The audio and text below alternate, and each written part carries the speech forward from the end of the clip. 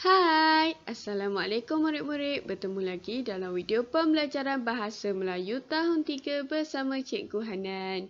Jadi hari ini kita akan mempelajari kemahiran membaca. Murid-murid dah bersedia?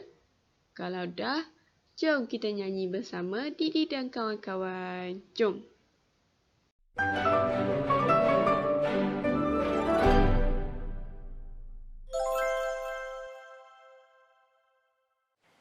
Hai kawan-kawan, Didi dekat ladang Pak Atan. Seronoknya, banyak haiwan dekat sini. Jom kita menari dan menyanyi. Jom, hurra hore!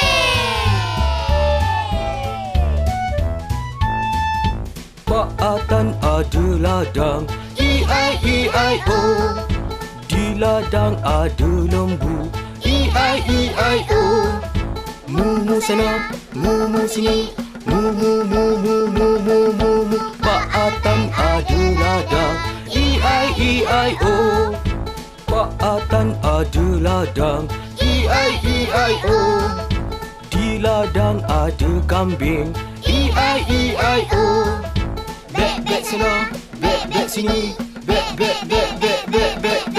Pak Atan ada ladang, E-I-E-I-O.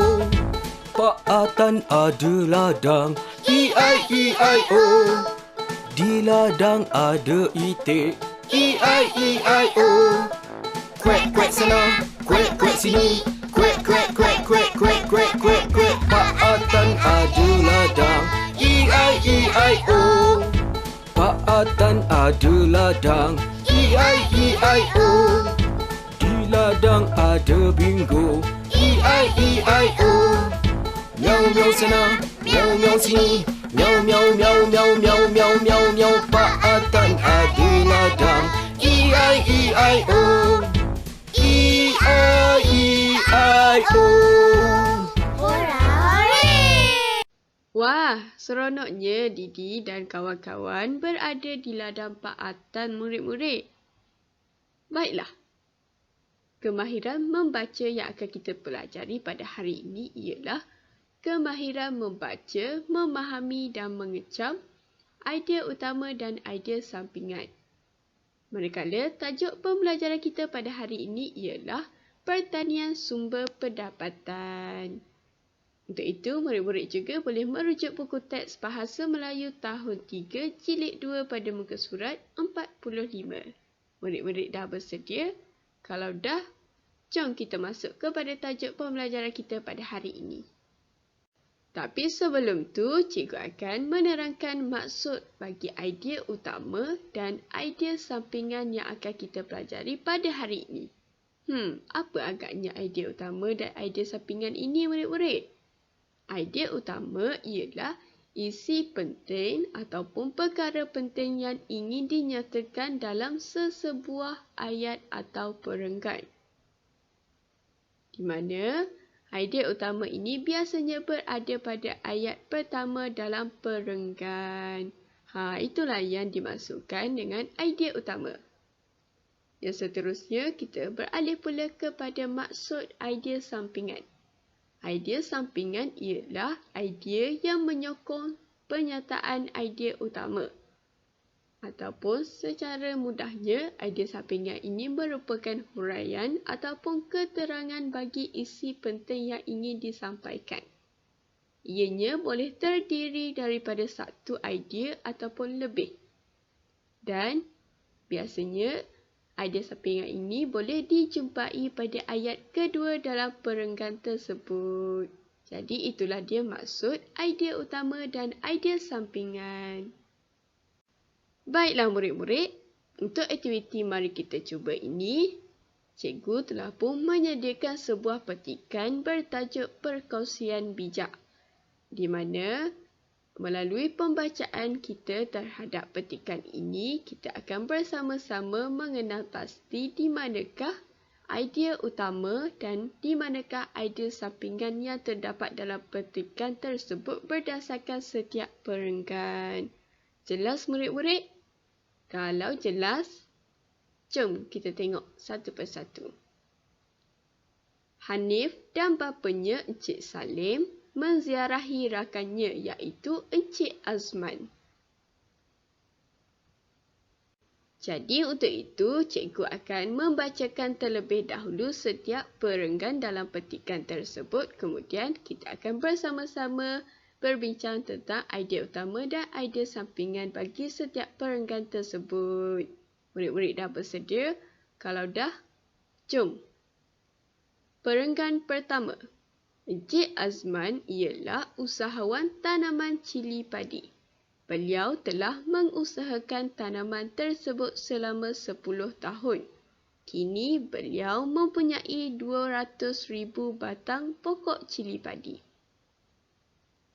Untuk perenggan pertama, idea utama ialah usahawan tanaman cili padi yang merujuk kepada Encik Azman.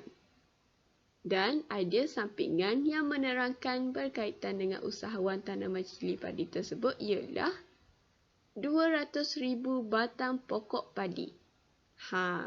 Jelas murid-murid? Yang seterusnya ialah perenggan kedua. Kejayaan Encik Azman ini menjadikan beliau pembekal cili padi utama di selatan semenanjung Malaysia. Beliau amat mementingkan kualiti hasil tanaman. Oleh itu, permintaan cili padi beliau amat tinggi. Jadi, idea utama dalam perenggan kedua ialah pembekal cili padi utama di selatan semenanjung Malaysia, iaitu merujuk juga kepada Encik Azman. Manakala idea sampingan bagi idea utama tersebut ialah permintaan cili padi beliau amat tinggi.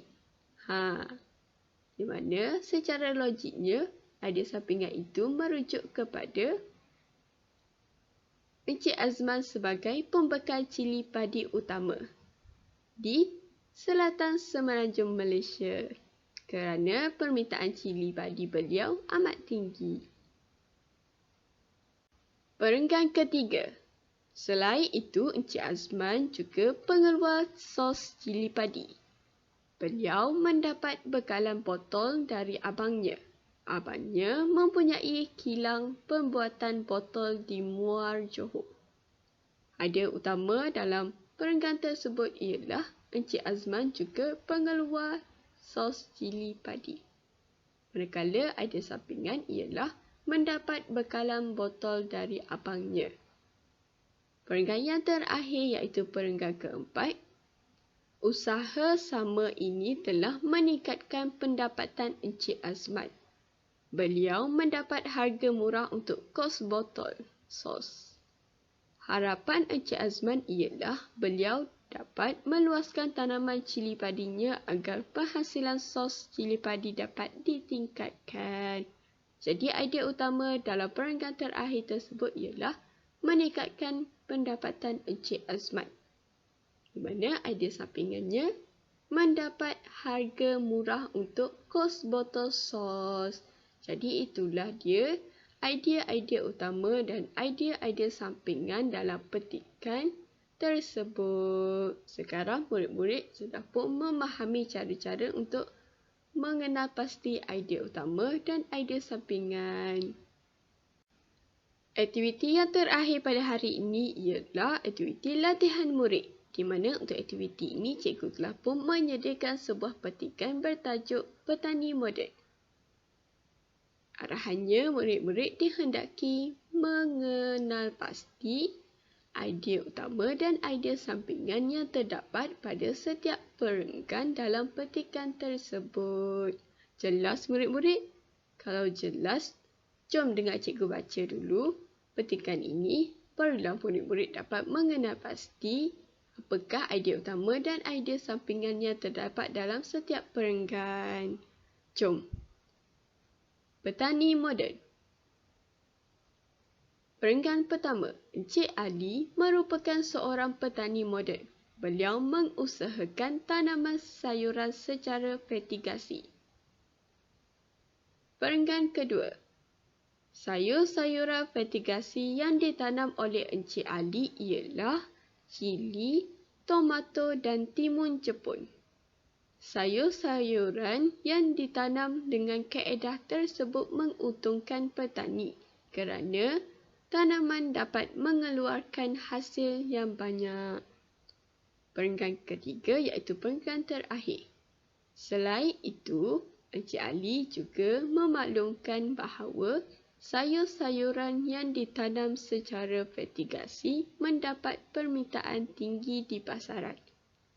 Hal ini disebabkan oleh sayur-sayuran tersebut berkualiti tinggi. Jadi, itulah dia petikan petani moden. Jangan lupa untuk menyiapkan latihan yang diberikan.